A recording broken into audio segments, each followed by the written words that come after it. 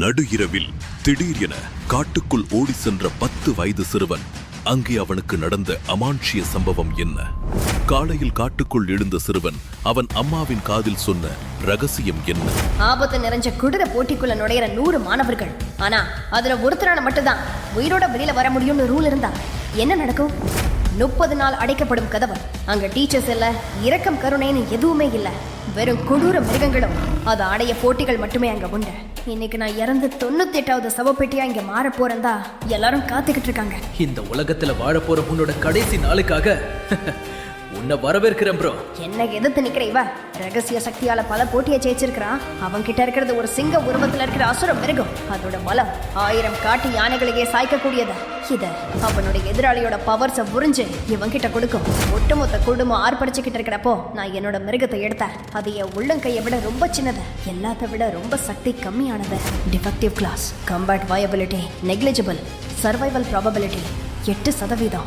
ஆனா இதை வச்சுக்கிட்டே ஜெயிக்கிற சீக்ரெட் எனக்கு தெரியும். அவ என்ன நோக்கி ஓடி வந்துகிட்டு இருக்கா. அவனோட சிங்கமும் வெறி பிடிச்ச மாதிரி கத்திக்கிட்ட என்கிட்ட வந்து நின்னுச்சு. நான் அது எதிர நின்ன என்னோட அந்த சின்ன மிருகத்தை அந்த சிங்கம் மேல விட்ட ஒரு நிமிஷம் அந்த சிங்கம் உறைஞ்சு நிக்க அந்த சிங்கம் ஒரு பேய பிடிச்ச மாதிரி கத்தி கதறினுச்சு. இதுகிட்ட இருந்த மொத்த சக்தியும் என் மேல வந்து இறங்குனுச்சு. என் எதிரியோட ஒட்டு மொத்த சக்தியும் குறைஞ்சு போனுச்சு. என்னோட எதிரி பயந்து பின் வாங்கினான். ஏன் என்னடா பண்ற? உன்னால எப்படி இதை கண்ட்ரோல் பண்ண முடிஞ்சது? என்னோட சக்திகளை ஒன்று இணைக்க என்னோட கைகளை மூடல. பல நூற்றாண்டுக்கு முன்னாடி ஒரு கல்ட் கும்பல் ஒரு ரகசிய ஜந்துவை வளர்த்து வந்தாங்க. அதுல ஒண்ணுதான் இந்த அகாடமில இப்ப என்கிட்ட இருக்க. என் எதிரியோட சிங்கம் மடிஞ்சு கீழே விழுந்துச்சு. ஒட்டுமொத்த கூட்டமும் அமைதியில உறிஞ்சு போனுச்சு. எனக்கு மேல இருந்த சர்வைவல் கவுண்டர் ஸ்கிரீன்ல இந்த வருஷம் சவப்பெட்டிக்கு போனவங்க 98ன்னு காட்டினது. எல்லாரும் நான் தான் அந்த சவப்பெட்டிக்குள்ள போவேன்னு நினைச்சாங்க. ஆனா இந்த நகரம் ஒரு புது சாம்பியனை பார்த்துச்சு. ஒரு வீரனா அவங்க முன்னாடி நின்ன. ஆனா இது என் கதையோட தொடக்கம் இல்ல. என்னோட கதையோட தொடக்கத்துல நான் இந்த உலகத்துல ஒண்ணுமே இல்லாம இருந்த வறுமை என் வாழ்க்கை முழுக்க நிறைஞ்ச என் கழுத்தை பிடிச்சிருக்குச்சு. ஆனா ஒரு நாள் நைட் எல்லாமே மாறினுச்சு. ஒரு வின்டர் இரவுல 10 மணிக்கு வெறும் 10 வயதையான ஆரியன் அவனோட பெட்ரூம் ஜன்னல் வழியா அவ வீட்டை விட்டு தப்பிச்சு வெளியே ஓடுனான். 12 மணி நேரமாக அவனை காணோம். அவங்க அம்மா காடு முழுக்க தேட அவ ஒரு பாறை கடியில படுத்திருந்தா. அவங்க அம்மா அவனை தொட இப்ப நான் ரெடியா இருக்கேன் அம்மா அப்படின்னு சிரிச்சுக்கிட்டே சொன்ன ஆரியன் அடுத்த நாள் அவன் வீட்டுல எந்திரிக்கிறப்போ நைட் என்ன நடந்துச்சுன்னு யார்கிட்டயும் சொல்லாம மறைச்சான். ஆரியன் கிட்ட ஏதோ மாற்றம் இருக்குன்னு மட்டும் அவங்க அம்மாவுக்கு புரிஞ்சது. இனிமே அந்த காட்டுக்குள்ள போக கூடாதுன்னு அவ அம்மா அவனை கட்டி அணைச்சுக்கிட்டாங்க. ஏன் அவன் திடீர் நைட்ல அந்த காட்டுக்குள்ள ஓடணும்? அவ எதுக்கு தயாரா இருக்கேன்னு அவ அம்மா கிட்ட சொன்னா. அப்படி அந்த காட்டுக்குள்ள என்னதான் நடந்துச்சு? ஆரியனோட அப்பா 10 வருஷத்துக்கு முன்னாடியே மாயமா எங்கேயோ காணாம போயிட்டாரு. அவனோட அம்மா தான் ஆரியனை கஷ்டப்பட்டு வளர்த்துக்கிட்டு இருந்தாங்க. ஒரு நாள் ஆரியன் ஸ்கூலுக்கு போயிட்டு இருக்கிறப்போதான் அவ வாழ்க்கையிலேயே கொடூரமான நாள் அவனை நோக்கி வந்துச்சு. அங்க வந்த சில பேரு ஆரியனை வம்பு இழுத்து அவனோட பேக புடிச்சு இழுத்தாங்க. ஆரியன் கீழே விழுந்த உடனே அந்த பெரிய பசங்க எல்லாரும் ஆரியனை கிண்டல் பண்ணி சிரிச்சாங்க. அப்போ அவன் முன்னாடி வந்த அந்த கேங்கோட லீடர் ரியான். உங்க அப்பா உங்களை விட்டு ஓடி போனது எந்த தப்பும் இல்லடா. நீயும் உன்னோட வீணா போன அம்மாவும் அந்த ஓட்ட வீட்டை விட்டு ஓடி போய் எங்கேயாவது சாவுங்கடா. ரியான் இந்த ஊரிலேயே மிகப்பெரிய பணக்கார குடும்பத்தை சேர்ந்தவன். இவங்க கிட்ட ஆரியன் அம்மா கடன் வாங்கிட்டு திரும்ப தர முடியாததுனால இருக்கிற வீட்டை கொடுத்துட்டு போக சொல்லி ரியான் குடும்பத்தை ஆளுங்க பெரிய பிரச்சனை பண்ணிட்டு இருக்காங்க. அதனாலேயே ரியானுக்கு ஆரியனை பார்த்தாலே பிடிக்காது. எப்பெல்லாம் வாய்ப்பு கிடைக்குதோ அப்பெல்லாம் ஆரியனை வம்பு வளர்த்து அசிங்கப்படுத்திக்கிட்டே இருப்பான். இப்போ நிறைய பசங்க சேர்ந்த உடனே கிண்டல் இன்னும் அதிகமாச்சு. இப்போ நீ விழுந்து கிடக்கிற நிலைமையில உன்னை உங்க அம்மா பார்த்தா என்ன பண்ணுவா அப்படின்னு சொல்லிட்டு ரியான் சிரிச்சா. அப்ப கோபத்தோட எந்திரிச்ச ஆரியன், இதுக்கு மேல எங்க அம்மாவை பத்தி தப்பா பேசுன உன் குடலை உருவி உனக்கு கொன்று வேண்டாம் அப்படின்னு சொல்லிக்கிட்டே ஒரு கல்லை எடுத்துக்கிட்டு ஆரியன் கோபமா அடிக்க வர ரியான் ஆரியனை புடிச்சு கீழே தள்ளி விட்டான். கீழே விழுந்த ஆரியனுக்கு தாடையில அடிப்பட அவ எதிர இருந்த எல்லாமே மங்களா தெரிய ஆரம்பிச்சுச்சு. ரியான் வில்லத்தனமா சிரிச்சுக்கிட்டே தன்னோட கத்தியை எடுத்து ஆரியன் கழுத்துல வச்சான். கொஞ்சம் கொஞ்சமா அந்த கத்திய அவன் வேகமா அழுத்தினான். ஆரியனோட தோல் அழுத்தம் தாங்க முடியாம சிவந்து போனுச்சு. அப்பதான் யாருமே எதிர்பார்க்காத அந்த அழகிய குரல் கேட்டுச்சு. அவனை விடு. இப்படி ஒரு அழகான பொண்ண இதுக்கு முன்னாடி ரியான் பார்த்ததே இல்ல. கூட்டத்துக்கு நடுவுல தைரியமா வந்த அந்த பொண்ணோட முடி நீல கலர்ல இருந்துச்சு. அவளோட கண்ணும் அழகான நீல கலர்ல இருந்துச்சு. ஆனா அவளோட அழகிய முகம் சீரியஸா முறைச்ச மாதிரியே இருந்துச்சு. அவனை விடுன்னு சொன்ன. பல பேர் சேர்ந்து ஒரு சின்ன பையனை அடிக்கிறது தான் வீரமா? ஐயோ ரிலாக்ஸ், நாங்க சும்மா ஃபனுக்கு தான் விளையாடிக்கிட்டு இருந்தோம் அப்படின்னு ரியான் ஆரியன் மேல ஃப்ரெண்ட்லியா கைய சண்டைய போட்டு சமாளிச்சபடி மழுப்புனா. தன்னை காப்பாத்தின இந்த பொண்ணுக்கு ஆரியன் நன்றி சொல்றதுக்குள்ள அவ அங்கிருந்து மறைஞ்சு போயிட்டா. இன்னைக்கு இல்லனாலும் என்னைக்குமே ரியான்னாலையும் அவன் குடும்பத்தினாலையும் பிரச்சனை தான் ஆரியனுக்கு நல்லா தெரியும். அதனால தன்னோட வீட்டையும் தன்னோட அம்மாவையும் கடன்காரங்க கிட்ட இருந்து காப்பாத்துறதுக்காக ஆரியன் அந்த மோசமான அகாடமிக்கு போக முடிவெடுத்தான். ஆரியன் வேற வழியே இல்லாம அந்த மோசமான பீஸ்டுகள் நிறைஞ்ச அகாடமிக்கு உள்ள கடைசி ஆளா போனா. அன்னைக்கு ரியான் தூக்கி எறிஞ்ச ஆரியனோட பேக்கையும் அவ அந்த அகாடமிக்கு உள்ள எடுத்து போயிட்டு இருந்தா. அது உள்ள அவங்க அம்மா கொடுத்த ஒரு முட்டை இருந்துச்சு. ஆரியனுக்கு வெறும் 10 வயசா இருந்தாலும் அவனோட ஒட்டுமொத்த வாழ்க்கையே தீர்மானிக்க கூடியது இந்த நாளாதான் இருந்துச்சு. அந்த அகாடமியில முதல் நாள் செரிமோனி ஃபங்க்ஷன் நடக்க மாஸ்டர் டேனியல் அங்க உள்ள ரூல்ஸ் பத்தி பேச ஆரம்பிச்சாரு. இங்க நீங்க பீஸ்டோட மோதி அதோட சக்தியை அடைஞ்சா மட்டும்தான் உயிர் வாழ முடியும். நீங்க ஜெயிக்கிற ஒவ்வொரு மிருகத்துக்கும் அதோட சக்தி உங்களுக்கு கொடுக்கப்படும். இங்க உங்களுக்கு கிடைக்கிற முதல் மிருகம் தான் இந்த சொசைட்டில உங்களுக்கான இடத்தை தீர்மானிக்கும். உங்களுக்கு இரும்பு சக்திகள் கொடுக்கிற மிருகம் கிடைச்சிச்சுன்னா நீங்க வெறும் அடிமையா தான் இருப்பீங்க. வெங்கல சக்திகளை கொடுக்கிற மிருகம் கிடைச்சிச்சுன்னா நீங்க இங்க தொழிலாளியா இருக்கலாம். இதுவே சில்வர் சக்திகளை கொடுக்கிற மிருகம் கிடைச்சிச்சுன்னா நீங்க இங்க ஒரு சொகுசா மேம்பட்ட வாழ்க்கை வாழலாம். இந்த ஒட்டுமொத்த உலகத்திலையும் வெறும் 5 குடும்பம் தான் கோல்ட் ரேங்க் பீஸ்ட் வச்சிருக்காங்க.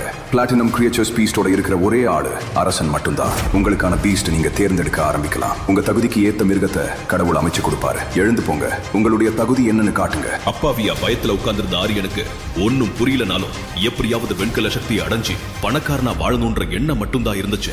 ஆரியன் சுத்தி திரும்பி பாக்குறப்போ எல்லா குழந்தைகளும் கையில ஒரு ஃபுட்பால் சைஸ்ல பெரிய முட்டையை இறுக்கி பிடிச்ச மாதிரி உட்கார்ந்திருந்தாங்க. இது எல்லாம் மனுஷங்களுக்கும் அடிப்படையா வச்சிருக்கிற முட்டை தான். எவ்வளவு எக்ஸ்பென்சிவான முட்டை வச்சிருக்கீங்களோ அந்த அளவுக்கு அவங்க தகுதியான பீஸ்ட அடைய முடியும். மத்த மாணவர்கள் வச்சிருந்த முட்டை ப்ளூ, கிரீன், ரெட் அப்படின்னு விதவிதமா அழகழகா இருந்துச்சு. ஆனா ஆரியன் கையில வச்சிருந்த முட்டைய அவன் குனிஞ்சு பாக்குறப்போ அது கிரே கலர்ல ரொம்ப பழைய முட்டையா இருந்துச்சு. இதுதான் இருக்கிறதுலயே இந்த உலகத்திலேயே சீப்பான முட்டைன்னு ஆரியனுக்கே தெரியும். ஆனா அவனோட அம்மாவால அததான் அவனுக்கு வாங்கி தர முடிஞ்சது. எல்லாமே சாத்தியம்தான் ஆரியன். நம்மளோட பலம் நம்ம வச்சிருக்கிற பொருள்ல இல்ல, நம்ம கிட்ட தான் இருக்கு. அவனோட அம்மா சொன்ன இந்த வார்த்தை ஆரியனோட மனசுலயும் மூளையிலயும் எதிர் ஒலிச்சுக்கிட்டே இருந்துச்சு. அவங்க அம்மா சொன்னது கரெக்ட் தான். ஆரம்பத்துல ஒரு சிம்பிளான முட்டைய வச்சுதான் இப்ப இருக்கிற ராஜா கூட பிளாட்டினம் பீஸ்ட் சக்திகளை கண்ட்ரோல்ல வச்சிருக்காரு. போட்டியில கலந்துகிட்ட முதல் சின்ன பையன் தன்னோட சிவப்பு முட்டைய அங்க இருந்த பலிபீடத்துல வைக்க அது உள்ள இருந்து உடைச்சுக்கிட்டு வந்துச்சு. ஒரு குட்டி டிராகன். வாவ், இது ரொம்ப நல்லா இருக்கு. முட்டைய உடைச்சுக்கிட்டு வெளியே வந்த அந்த டிராகன் ஓட வாயில இருந்து வெள்ள புகையா கக்குனுச்சு. இது ஆச்சரியமா பயத்தோட பாத்துக்கிட்டு இருந்தா ஆரியன். குட்டி டிராகன் அந்த முட்டை எடுத்து வந்த பையனுக்கு சில்வர் ஸ்டேட்டஸ் கொடுத்துச்சு. அதே மாதிரி அடுத்தடுத்து கலந்துகிட்ட பல மாணவர்கள் தங்களோட முட்டைகள் அங்க வைக்க அதுல இருந்து வித்தியாசமான விசித்திரமான பல மிருகங்கள், பறவைகள் எல்லாமே வந்து அந்த குழந்தைகளுக்கு பல சக்திகளை கொடுத்துச்சு. அடுத்ததா மாஸ்டர் டேனியல் தன்னோட கம்பீரமான குரலால ஆரியனை கூப்பிட்டாரு. அடுத்து ஆரியன் முன்னாடி வா. இந்த வார்த்தையை கேட்டதுமே ஆரியனோட மனசு படபடன்னு பயத்துல வேகமா துடிக்க ஆரம்பிச்சது. இது ஆரியனுக்கான நேரம். ஆரியன் தன்னோட கிரே கலர் முட்டையை எடுத்துக்கிட்டு பயந்தபடியே முன்னாடி போனா. இத பார்த்து எல்லாரும் கிண்டல் பண்ண ஆரம்பிச்சாங்க. ரியான் வழக்கம் போல இதா சாக்குன்னு ஆரியனை கிண்டல் பண்ணா. இது வீணா போன முட்டை தானே, ஸ்மெல் இங்க வரைக்கும் வருது ப்ரோ. இதுக்குள்ள இருந்து கண்டிப்பா செத்து போன கோழி குஞ்சு தான் வரப்போகுது. இதை எதையுமே கண்டுக்காத ஆரியன் தன்னோட முட்டையை அங்க வச்சு பயத்துல சாமி கும்பிட்டுக்கிட்டு இருந்தா. ஆரியனோட முட்டை உடைய ஆரம்பிச்சத கூட்டமே ஆர்வமா அதுக்குள்ள என்ன இருக்குன்னு பார்க்க எந்திரிச்சு நின்னு பார்க்க அதுக்குள்ள இருந்து எதுவுமே வரல. கொஞ்ச நேரத்துக்கு அப்புறம் அதுக்குள்ள இருந்து நெருப்பு தணல் கக்க ஆரியன் தன்னோட கைய நீட்டினான். அப்போ அங்க நின்னுக்கிட்டு இருந்த ஒவ்வொருத்தரோட முகமும் கலவரமா மாற தொடர்ந்துச்சு. அந்த முட்டையில இருந்து வந்ததை பார்த்து எல்லோரும் உறைஞ்சு போய் நின்னாங்க. ஆரியன், ரியான், மாஸ்டர் டேனியல் எல்லாரோட முகமும் டக்குன்னு ஒரே நொடியில ஆச்சரியத்துல மாறிடுச்சு. அப்படி அந்த முட்டைக்குள்ள என்னதான் இருந்துச்சு? ஆரியன் திடீர்னு அந்த நடுக்காட்டுல ஏன் ஓடினா? அங்க அவனுக்கு என்னதான் நடந்துச்சு? பல நூற்றாண்டுகளா வாழ்ந்து வர கல்ட்டு கும்பலுக்கும் ஆரியனுக்கும் என்ன சம்பந்தம்? ஆரியனோட அப்பா மர்மமான முறையில மாயமான காரணம் என்ன? கொடூர அகாடமிக்குள்ள ஆரியன் அடுத்து பண்ண போற சாகசம் என்ன? ஊர்லயே மிகப்பெரிய பணக்காரங்களா இருக்கிற ரியான் குடும்பத்துக்கிட்ட இருந்து ஆரியனும் அவ அம்மாவும் எப்படி தப்பிக்க போறாங்க? ஆரியன் ரியான் கிட்ட அடி வாங்கும் போது ஆரியனை காப்பாத்தின அழகிய பொண்ணான ரெஜினா யாரு? அவளுக்கும் ஆரியனுக்கும் என்ன சம்பந்தம்? அது வெளியே வந்ததுக்கு அப்புறம் நடக்க போற சம்பவங்கள் என்ன? அந்த மாய உலகம் ஒரு பிரம்மாண்டமான அதல பாதாளத்தால் இரண்டாக பிரிக்கப்பட்டு ஒரு விசித்திர கிரகம். அதிசயமான பீஸ்டுகளும் அசாதாரணமான சக்திகளும் கொண்ட அற்புதமான உலகம் அது. அதில் ஒரு பக்கம் மனிதர்கள், மறுபக்கம் வலிமையான டிராகன்களும் யாளிகளும் வாழ்ந்தன. அந்த உலகில் ஒரு மனிதனின் மதிப்பையும் கௌரவத்தையும் அவன் வைத்திருக்கும் பீஸ்ட் தான் தீர்மானிக்கும். இங்கு மிக வலிமையான பீஸ்ட் வைத்திருப்பவர்கள் சிட்டியின் மையப்பகுதியில் வாழ, பலவீனமான பீஸ்ட் வைத்திருப்பவர்கள் எல்லையில் இருப்பார்கள். எனவே அந்த நகரத்தின் இளைஞர்கள் அனைவருக்கும் ஒரு வலிமையான பீஸ்ட் கிடைக்க வேண்டும் என்பதே கனவு. அந்த நகரத்தின் ஒரு பெரிய யூனிவர்சிட்டியின் செர்மனி ஹாலில் தங்களது 18வது வயதில் அடியெடுத்து வைத்த நிறைய மாணவர்கள் அமர்ந்திருந்தனர். அனைவரின் கண்களிலும் தங்கள் எதிர்காலத்தின் மீதான கனவுகள் தெரிந்தன. இங்கு படிக்கும் மாணவர்கள் பெரும்பாலும் இந்நகரத்தின் மிக முக்கிய புள்ளிகளின் பிள்ளைகளாகவே இருப்பார்கள். அவர்கள் அனைவரும் விலையுயர்ந்த கோட் சூட் மற்றும் கேப் வைத்த ஆடைகள் அணிந்திருந்தனர். அவர்களுக்கு நடுவில் ஒரு சாதாரணமான உடை அணிந்து காலில் ஷூ கூட அணியாமல் பழைய செருப்புடன் ஆரியன் உள்ளே நுழைந்தான். பெரிய பணக்கார ஸ்டூடெண்ட்ஸ்களுக்கு மத்தியில் ஒரு ஏழ்மையான குடும்பத்திலிருந்து ஆரியன் வந்திருந்தான். ஒரு சிறிய முட்டையை பத்திரமாக கையில் ஏந்தியபடி வந்தவனுக்கு பெரும் கனவுகள் இருந்தது. அவனுடைய எதிர்காலமே அந்த முட்டையில் தான் இருந்தது. அந்த முட்டையிலிருந்து வரும் பீஸ்ட் தான் ஆரியனின் வாழ்க்கையை தீர்மானிக்கப் போகிறது. மற்றவர்களைப் போல் இல்லாமல் இவன் பார்ப்பதற்கு மிகவும் சாதாரணமாக இருந்ததால் அவனை யாரும் அருகில் அமர விடவில்லை. அப்போது பெரும் சத்தத்துடன் அந்த செர்மனி ஹாலில் மாஸ்டர் டேனியல் உள்ளே நுழைந்தார். அனைவரும் அமைதியாக எழுந்து நின்று அவருக்கு மரியாதை செலுத்தினார்கள். அவர் பின்னால் அவருடைய பீஸ்ட் ஆர்மர்ட் ஸ்கார்பியன் இருந்தது. அங்கிருந்த மாணவர்கள் அந்த பெரிய தேளை மிகுந்த ஆர்வத்துடன் பார்த்தனர். அவரும் இதேபோல் தனது 18வது வயதில் இப்படி ஒரு நிகழ்வில்தான் இந்த பீஸ்டை தன்னுடன் பேர் செய்து கொண்டார். இந்த பீஸ்ட் சில்வர் ரேங்கிங் லெவல் 2. இது சாதாரணமாக இல்லாமல் மிகவும் பொலிவுடன் நீல நிறத்தில் மின்னியது. அவர் அனைவரின் முன்னால் நின்று, ஸ்டூடெண்ட்ஸ், உங்க வாழ்க்கையில் ரொம்ப முக்கியமான நாள் இது. ஃபியூச்சர்ல நீங்க இந்த சொசைட்டில எந்த இடத்துல இருக்க போறீங்கன்னு இன்னைக்கு உங்களோட பேராக போற உங்க பீஸ்ட் தான் முடிவு பண்ணும் என்று கூறினார். அனைத்து மாணவர்களும் அவர் சொன்னதை கவனமாக கேட்டுக்கொண்டிருந்தனர். மாஸ்டர் டேனியல் தனது பேச்சை தொடர்ந்தார். இன்னைக்கு நீங்க பேராக போற பீஸ்ட அடுத்த 8 வருஷம் இங்க ட்ரைன் பண்ண போறீங்க. ஒவ்வொரு பீஸ்டும் ஒவ்வொரு லெவல். அயன் பீஸ்ட் வந்தா ஸ்லேவ்ஸ், பிரான்ஸ் பீஸ்ட் வந்தா ஒர்க்கர்ஸ், சில்வர் பீஸ்ட் வந்தா பிரிவிலேஜ்டான லைஃப் என்று கூறினார். ஆனால் அவர் கோல்ட் லெவல் பீஸ்ட் பற்றியோ பிளாட்டினம் லெவல் பீஸ்ட் பற்றியோ கூறவில்லை. கோல்டு வெறும் 5 குடும்பங்களிடம் மட்டுமே இருந்தது. பிளாட்டினம் வெறும் அந்த சிட்டியின் கிங்கிடம் மட்டுமே இருந்தது. இப்போது அங்கிருந்த மாணவன் ரியானை மாஸ்டர் முன்னால் அழைத்தார். ரியான் அந்த சிட்டியின் ஒரு பெரிய பிக் ஷாட்டின் மகன். அங்கிருந்த மற்ற ஸ்டூடெண்ட்ஸ் அனைவருக்கும் எப்படியாவது அவனுடன் ஃப்ரெண்டாக வேண்டும் என்பது ட்ரீம். இதற்கு முன்பு அவன் படித்த இடத்தில் அவன்தான் டாப்பராக இருந்தான். அதற்கேற்ற தற்பெருமையும் திமிரும் அவன் கூடவே இருந்தது. அவன் எழுந்து செல்லும் போது மொத்த அரங்கமும் ஆரவாரம் செய்தது. அவன் மேல் அனைவருக்கும் மிகப்பெரிய எதிர்பார்ப்பு இருந்தது. பலத்த கைத்தட்டின் நடுவில் வந்தவன் தனது கையில் இருந்த ஒரு பெரிய முட்டையை அங்கிருந்த பீடத்தின் மீது வைத்தான். அதிலிருந்த ஹோலி வாட்டரில் அந்த முட்டை வைக்கப்பட்டவுடன் அது பயங்கரமாக கொதித்தது. அந்த முட்டை சிவப்பு கலரில் மாறியது. அதை பார்த்த அனைவரும் வாவ், இட்ஸ் கோட் ரெட் என்று ஆரவாரமாக கூறினார். அதிலிருந்து அப்படியே தீப்புரியுடன் ஒரு பீஸ்ட் வெளியே வந்தது.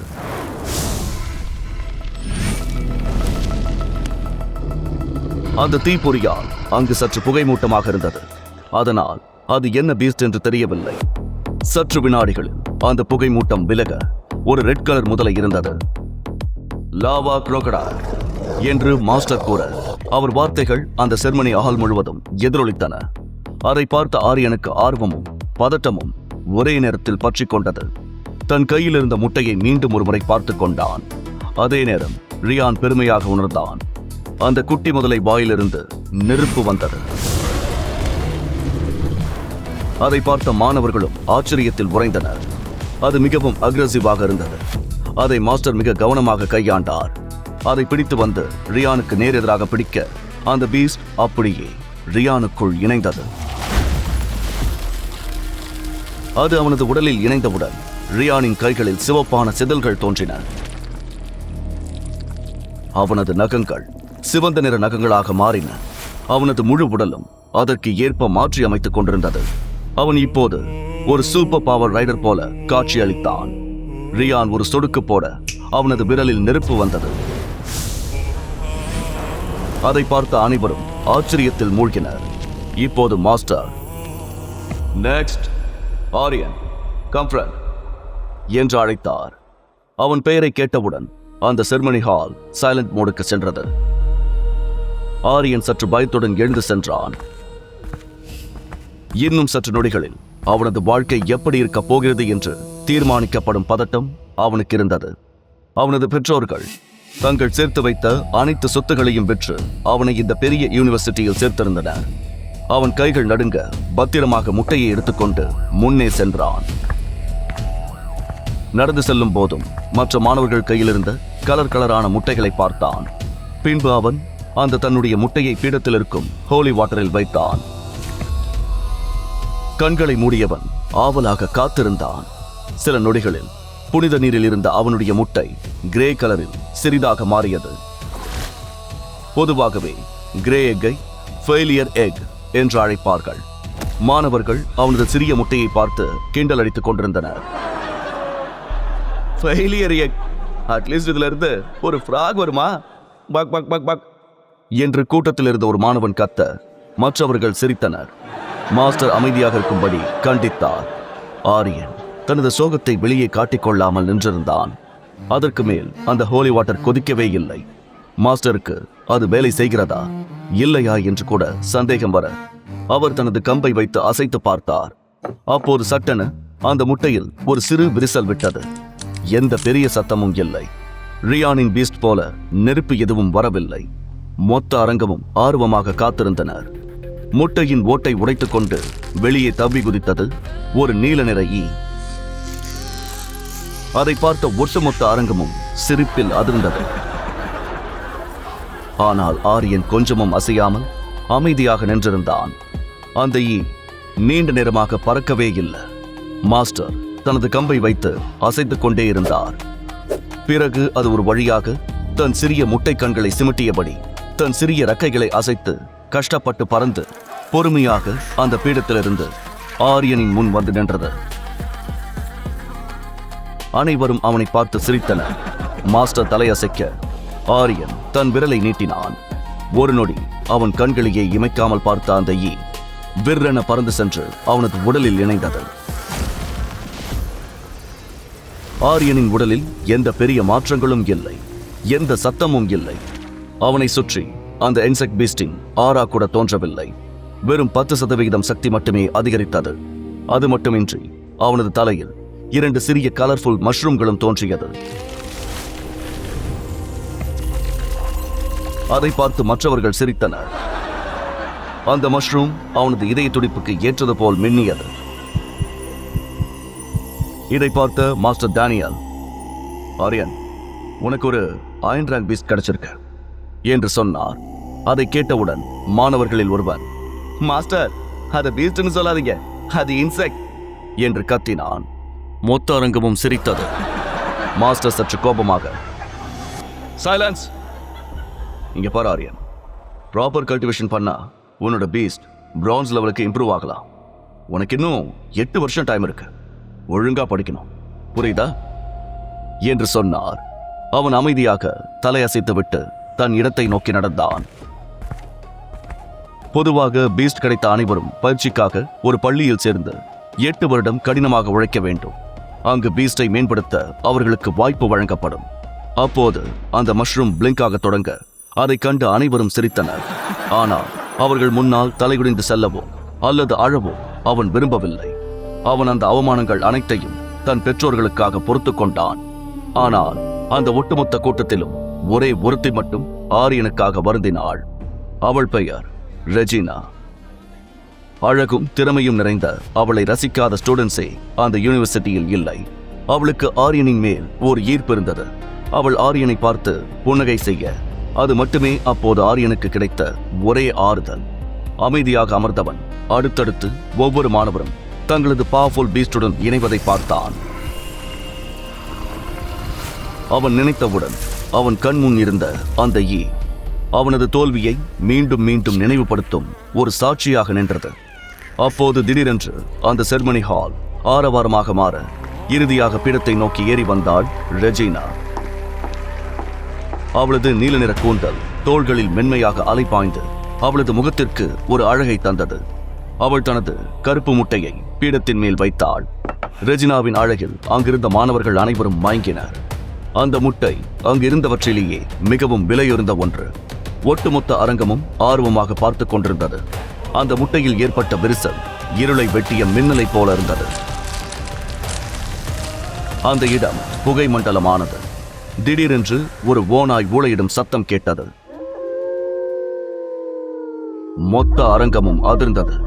உள்ளிருந்து ஒரு ஷேடோ வுல்ஃப் வெளியே வந்தது. அதை பார்த்தவுடன், மாஸ்டர், கோல்ட் லெவல் பொட்டன்ஷியல் இருக்கிற பீஸ்ட் என்றார். இது ரியானின் பீஸ்டை விட வலிமையானது.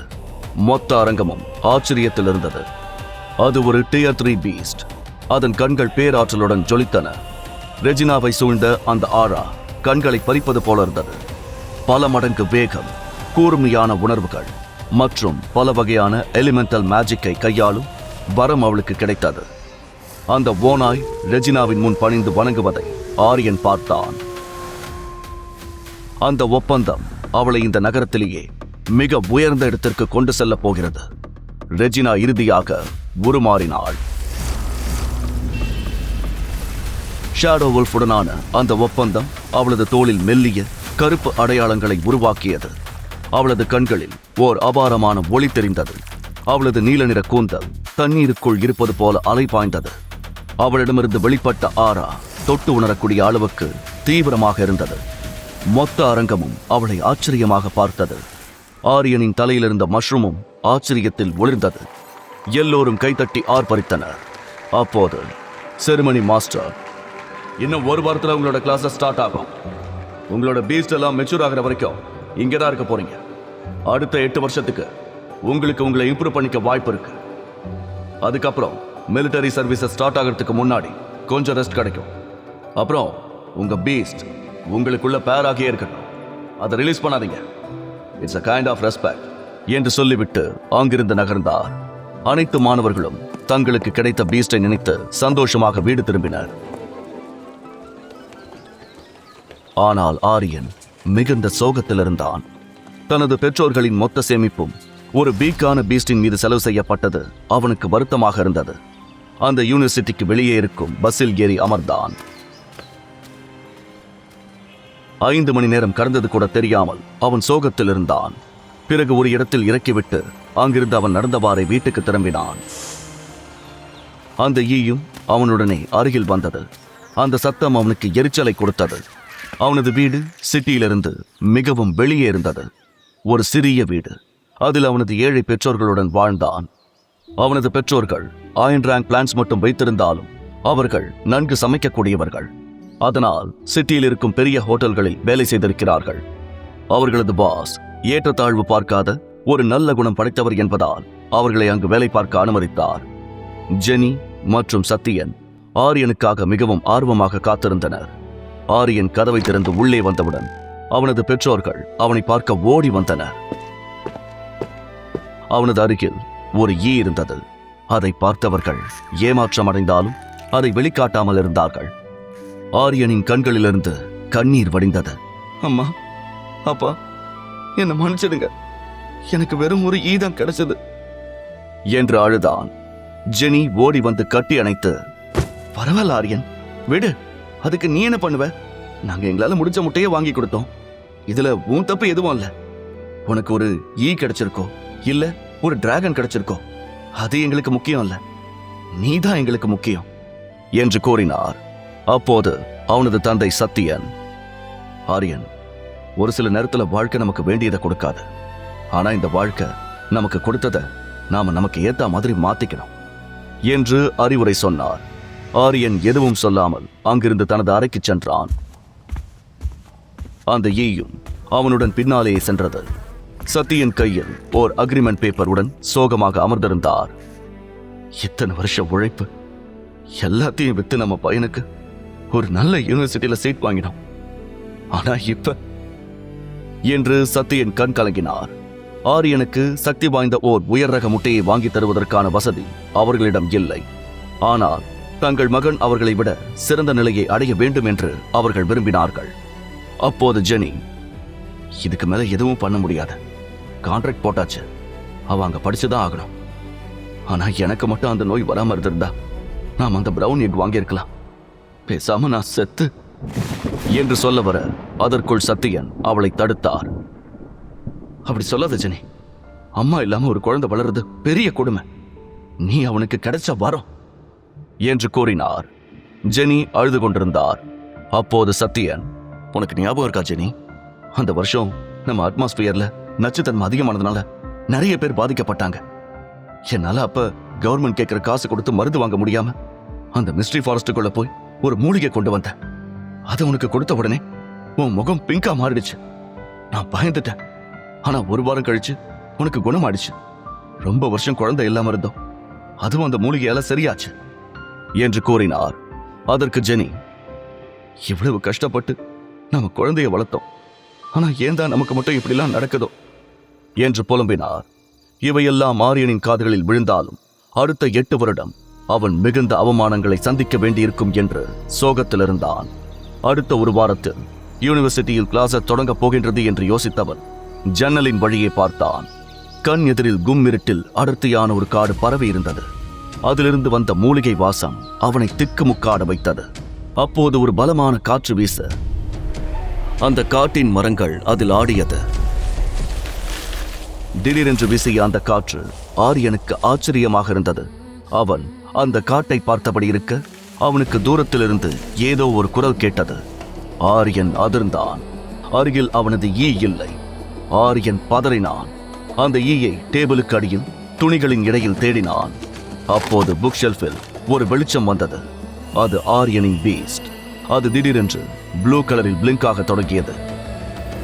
அவன் அருகில் சென்று பார்க்கும்போது அந்த ஈ the book of hope for the king என்ற புத்தகத்தின் மீது அமர்ந்திருந்தது. அவனது கண்கள் விரிந்தன. அவன் ஆர்வத்துடன் அந்த புத்தகத்தை எடுத்தான். அதன் கவர் பேஜை பார்த்த ஆரியனின் எதிர்பார்ப்பு எகிரியது. ஆரியன் தன் பயணத்தின் அடுத்த 8 வருடத்தை நினைத்து சோகத்தில் இருக்க, அப்போது அவன் கண்களில் the book of hope for the king என்ற புத்தகம் பட்டது. அதன் கவர் பேஜில் ஒரு ராஜா கம்பீரமாக நிற்பது போலவும் அவர் பின்னால் பெரிய டிராகன் மற்றும் யாழி இருப்பது போலவும் காணப்பட்டது. அந்த புக்கின் அட்டையே ஒரு விசித்திரமான தோளால் செய்யப்பட்டிருந்தது. ஆரியன் மிகுந்த ஆர்வத்துடன் அந்த புக்கை திறந்தான். அதன் பக்கங்களை புரட்டும் போது ஆரியனின் ஹார்ட் பீட் அவனது காதுகளை கேட்கும் அளவுக்கு அதிகரித்தது. 18 வயதில் ஒரு சாதாரண ஈபீஸ்டை பெற்று ஒட்டுமொத்த நகரத்தின் முன்னிலையிலும் அவமானப்பட்டு நின்ற ஆரியனுக்கு அந்த புக் இருண்ட அறையில் கிடைத்த ஒரு சிறிய மெழுகுவர்த்தி வெளிச்சத்தைப் போல தெரிந்தது. புக்கின் முதல் சில பக்கங்கள் அந்த அரசனின் வீரக்கதைகளை விளக்கியது. அவன் வெறும் வீரனாக மட்டும் இருக்கவில்லை, அவன் ஒரு ஆராய்ச்சியாளனாகவும் இருந்தான். காட்டின் மிக ஆழமான, மனிதர்கள் கால் வைக்க அஞ்சும் பகுதிகளில் ஒரு ரகசிய மூலிகை மருந்தை அவன் கண்டுபிடித்தான். அந்த மருந்து ஒரு மனிதனின் ஆன்மாவை வலுப்படுத்தி ஒரே நேரத்தில் 2 பீஸ்டுகளுடன் ஒப்பந்தம் செய்து கொள்ள அனுமதிக்கும். இது இன்றைய உலகில் நினைத்து கூட பார்க்க முடியாத ஒரு அதிசயம். அந்த அரசன் உலகத்தை ஆளும் 5 டிராகன் லார்ட்ஸ் எல்லைகளையும் கடந்து பயணம் செய்திருக்கிறான். அந்த பயணத்தின் விவரங்கள் ஆரியனை பிரமிக்க வைத்தன. புக்கில் இருந்த வரைபடங்கள் அந்த உலகத்தை பற்றி இதுவரை ஆரியன் கேள்விப்படாத ரகசியங்களை விளக்கின. அதில் பலவிதமான டிராகன்கள் பற்றிய செய்திகள் இருந்தது. ரெட் டிராகன், இது ஃபாதர் ஆஃப் ஃபயர் பீஸ்ட். இதன் எல்லையில் இருக்கும் ஒரு சிறிய பீஸ்டும் கூட நெருப்பை கக்கும் வல்லமை கொண்டது. ப்ளூ டிராகன், இது கிங் ஆஃப் ஓஷன்ஸ். இதன் கொம்புகளும் துடுப்புகளும் நீல நிற ரத்தினங்களைப் போல மின்னும். கடலில் வாழும் மிகச்சிறிய மீன் முதல் பிரம்மாண்டமான திமிங்கில பீஸ்டுகள் வரை அனைத்தும் இதற்கு கட்டுப்பட்டவை. கிரீன் டிராகன், அடர்ந்த காடுகளின் அரசன். இதன் உடல் முழுவதும் அடர்ந்த தாவரங்களாலும் பல 100 ஆண்டுகள் பழமையான கொடிகளாலும் மூடப்பட்டிருக்கும். இதன் மூச்சு காற்று பட்டாலே காய்ந்த மரம் கூட துளிர்க்கும். காட்டில் உள்ள ஒவ்வொரு செடியும் இதன் ஸ்பையாக செயல்படும். ஒயிட் டிராகன், மேகங்களின் அரசன். வான்வெளியில் பறக்கும் அனைத்து பறவைகளும் இதன் படைகள். இந்த டிராகன் சிறகடித்தால் அது ஒரு பெரிய புயலையே உருவாக்கும். பிளாக் டிராகன், நிழல்களின் எஜமான். இரவு நேரத்திலும் இருளிலும் வாழும் அனைத்து பீஸ்டுகளையும் இதுவே ஆளுகிறது. மாயாஜாலங்கள் மற்றும் இருள் வித்தைகளின் பிறப்பிடம் இதுதான். யாழி என்பது சிங்கத்தின் முகமும் வலிமையும் ஆளுமையும், பருந்தை போன்ற இறகும், யானையை போன்ற உடல் அமைப்பும் கொண்ட பீஸ்ட். இது அனைத்து விதமான பீஸ்டுகளையும் கட்டுப்படுத்தும் சக்தி கொண்டது. புக்கின் ஒரு பக்கத்தில் டிராகன்களை பற்றிய ஒரு வரைபடம் மிகவும் துல்லியமாக வரையப்பட்டிருந்தது. இந்த டிராகன்களின் ராஜ்யம் முழுவதும் ராட்சத பூச்சிகளாலும் கடினமான ஓடுகளை கொண்ட உயிரினங்களாலும் நிறைந்திருந்தது. இதை அனைத்தும் படித்த ஆரியன் திகைத்தான். இந்த உலகத்துல இவ்வளவு பீஸ்ட் இருந்தும் எனக்கு மட்டும் செம்ம வீக்கான ஒரு தான் கிடைச்சிருக்கு என்று அதை பார்த்து ஆரியன் கோபம் அடைந்தான். அவன் மேலும் புக்கை படித்தான். மாடர்ன் ரிசர்ச்சர்ஸ் முட்டையின் நிறத்திற்கும் டிராகன்களுக்கும் தொடர்பில்லை என்று அடித்துச் சொன்னாலும் இந்த புக் ஒவ்வொரு நிற முட்டையும் ஒரு குறிப்பிட்ட டிராகன் வம்சத்தின் எச்சம் என்று கூறியது. வரலாற்றில் இதுவரை ஒரு சில லெஜெண்டரி ஹீரோஸ் மட்டுமே 2 பீஸ்டுகளை வைத்திருக்க முடிந்தது. அவர்கள் யாரும் அந்த ரகசியத்தை உலகிற்கு சொன்னதில்லை. ஆரியன் தனக்குள், நானும் ஏன் அந்த மருந்தை தேடக்கூடாது? இப்ப என் கையில இழுக்கிறதுக்கு எதுவுமே இல்லை. நானும் அந்த ராஜா மாதிரி காட்டுக்குள்ள போய் அந்த மருந்தை கண்டுபிடிச்சா என்னாலையும் 2 பீஸ்டை கண்ட்ரோல் பண்ண முடியும் என்று நினைத்தான். புக்கை மூடிவிட்டு ஜன்னல் வழியாக வெளியே தெரிந்த இருண்ட காட்டை ஆரியன் பார்த்தான். அப்போது அவனுக்கு அவன் தந்தை சத்தியன் சொன்ன பழைய கதை நினைவுக்கு வந்தது. சில ஆண்டுகளுக்கு முன்பு அவனது தாய் ஜெனி நச்சு காற்றால் பாதிக்கப்பட்டு மரணத்தின் விளிம்பில் இருந்தபோது சத்தியன் உயிரை பணயம் வைத்து காட்டுக்குள் சென்றார். ஆரியன், உன்னோட அம்மாவை காப்பாத்த நான் ஒரு தடவை அந்த பள்ளத்துக்கு பக்கத்துல இருக்கிற காட்டுக்கு போனேன். ஒரு இருட்டான குகைக்குள்ள தெரியாம விழுந்துட்டேன். அது நைட் ஹண்டர்ஸ்னு ஒரு பீஸ்ட் தோண்டின ட்ராப்னு தான் முதல்ல நினைச்சேன். ஆனா அது வேற ஏதோ ஒரு பழைய குகை. அங்கிருந்து ஒரு வழி தெரிஞ்சது. ரொம்ப தூரம் நடந்தேன். அப்பதான் அந்த மர்மமான மூலிகை எனக்கு கிடைச்சது. அதை உன் அம்மாவுக்கு கொடுத்த ஒரு வாரத்துல அவ குணமாயிட்டா என்று சத்தியன் அடிக்கடி சொல்வார். ஆரியனுக்கு இப்போது ஒரு புதிருக்கு விடை கிடைத்தது போல இருந்தது. அப்பா விழுந்த அந்த இடம், அந்த குகை, அது அந்த புக்கில் சொல்ற மூலிகை இருக்கிற இடமா இருக்குமோ என்று அவன் யோசித்தான். அவனிடம் இருப்பது உலகிலேயே பலவீனமான ஒரு சமூகத்தில் அவனுக்கு எந்த மரியாதையும் கிடைக்கப் போவதில்லை. அவன் அந்த மருந்தை கண்டுபிடித்து செகண்ட் கான்ட்ராக்ட் செய்து கொண்டால் அவனது வாழ்க்கை தலைகீழாக மாறும். ஆனால் அந்த காட்டுக்குள் செல்வது மிகவும் ஆபத்தானது. காட்டின் அடர்ந்த பகுதியில் செல்ல செல்ல அங்கு காற்றில் நச்சுத்தன்மை அதிகமாக இருக்கும். ஒரு பலவீனமான பீஸ்டை வைத்துக்கொண்டு அங்கு செல்வது மரணத்தை சந்திப்பதற்கு சமம். அவன் தனது ஈயை பார்த்தான். அது அமைதியாக அவன் அருகில் பறந்து கொண்டிருந்தது. இதை நம்பி அவன் அங்கு செல்ல விரும்பவில்லை. அப்போது கீழே ஹாலிலிருந்து மெல்லிய சத்தங்கள் கேட்டன. ஆரியன் கதவோரம் சென்று கவனித்தான். அங்கே அவனது பெற்றோர்கள் மிகச் சோகமாக பேசிக் கொண்டிருந்தனர். ஜெனி அழுது கொண்டே, என்னால தானங்க எல்லாம், எனக்கு அந்த வருஷம் காத்துல இருக்கிற பாய்சனால லங்ஸ் அஃபெக்ட் பண்ணாம இருந்திருந்தா நாம அந்த பணத்தை சேர்த்து வச்சு அவனுக்கு ஒரு நல்ல பிரவுன் எக்காச்சும் வாங்கி கொடுத்திருக்கலாம். என் புள்ள இன்னைக்கு அந்த செரமனில எல்லார் முன்னாடியும் தலை குனிஞ்சு நின்று இருக்க வேண்டிய அவசியம் இருந்திருக்காது. அந்த சின்ன ஈய அவன் கூட வச்சுக்கிட்டு அவன் பட்ட அவமானம் எப்படி இருக்கும்? அது மட்டும் இல்லாம இந்த உலகத்திலே ரொம்ப வீக்கான பீஸ்ட் அதுதான் என்று சொன்னாள். அதை கேட்ட சத்தியன் அழுகையை கட்டுப்படுத்திக் கொண்டு, ஜெனி, தயவு செஞ்சு நீ ரொம்ப போட்டு குழப்பிக்காத. உன் மேல எந்த தப்பும் இல்ல. ஆரியன் மனசுல எதையும் வச்சுக்க மாட்டான். அவனுக்கு கிடைச்சது வெறும் ஒரு ஈயா இருக்கலாம். ஆனா அவன் நம்ம புள்ள. கண்டிப்பா அவனுக்குள்ள ஏதோ ஒரு திறமை இருக்கும். நம்ம முடிஞ்ச வரைக்கும் அவனுக்கு துணையா இருப்போம். அவன் கண்டிப்பா ஜெயிச்சு காட்டுவான். நீ தைரியமாறு. அவன் பெரிய ஆளா வருவான். இந்த ஈயை வச்சு அவன் பெருசா சாதிப்பான் என்று ஆறுதல் கூறினார். பெற்றோர்களின் இந்த உரையாடல் ஆரியனின் இதயத்தை துளைத்தது. அவர்கள் தன் மீது எவ்வளவு அன்பு வைத்திருக்கிறார்கள். அவர்கள் படும் கஷ்டத்திற்கு தான் ஒரு தீர்வாக இருக்க வேண்டும் என்று ஆரியன் முடிவு செய்தான். இனிமே இங்க சும்மா உட்கார்ந்து அழுதுட்டு இருந்தா எதுவும் மாறாத. நான் காட்டுக்குள்ள போக போறேன். அந்த சீக்ரெட் ஹப்பை கண்டுபிடிச்சே தீருவேன் என்று தீர்க்கமாக முடிவு செய்தான். சிறிது நேரத்தில் அவன் பெற்றோர்கள் உறங்கிவிட ஆரியன் வேகமாக செயல்பட்டான். பழைய துணிப்பையில் தனது தந்தை வரைந்து வைத்திருந்த காட்டின் வரைபடத்தை எடுத்துக்கொண்டான். ஜன்னலுக்கு வெளியே ஒரு கயிற்றை தொங்கவிட்டான். இது அவனுக்கு பழகிய வழிதான். பெற்றோர்களுக்கு தெரியாமல் நண்பர்களுடன் விளையாடப் போகும்போது அவன் பயன்படுத்தும் ரகசிய பாதை இது. சற்று நேரம் அவன் மெதுவாக கீழே இறங்கி சமையல் அறைக்கு சென்றான். அவனது பெற்றோர்கள் அங்கு ஹாலில் தூங்குவதால் அவன் லைட் போடவில்லை. மாறாக அவன் தலையில் இருக்கும் மஷ்ரூமின் வெளிச்சத்தில் முன்னே நடந்தான். ஆரியன் கிச்சனுக்கு சென்று பிரெட் மற்றும் ப்ளூபெரி பழங்களை எடுத்துக்கொண்டான். அவன் கிளம்பும் போது டைனிங் டேபிள் மேல் இருந்த கத்தியையும் எடுத்து அனைத்தையும் பையில் திணித்துக் கொண்டான். ஒரு டார்ச் லைட்டை எடுத்துக்கொண்டு ஜன்னல் வழியாக குதித்தான். அவர்களது வீட்டின் ஃபென்ஸை தாண்டி குதித்து அந்த அடர்ந்த காட்டுக்குள் நுழைந்தான். அவனது ஈயும் அவனை பின்தொடர்ந்தது. காட்டின் ஆரம்ப பகுதியில் காற்றில் நச்சுத்தன்மை குறைவாகவே இருந்தது. அவன் டார்ச் லைட் வெளிச்சத்தில் மிகவும் கவனமாக சென்று கொண்டிருந்தான்.